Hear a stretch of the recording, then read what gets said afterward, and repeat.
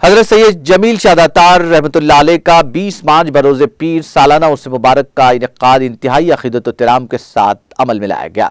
इस मौके पर जुलूस संदल का बड़े ही अक़ीदत व एहतराम के साथ बाद नमाज मग़रिब एहतमाम किया गया, जो मस्जिद शमारुख मुस्तईदपुरा से दरगाह हज़रत जमील शादातार रहमतुल्लाह अलैह पहुँचा।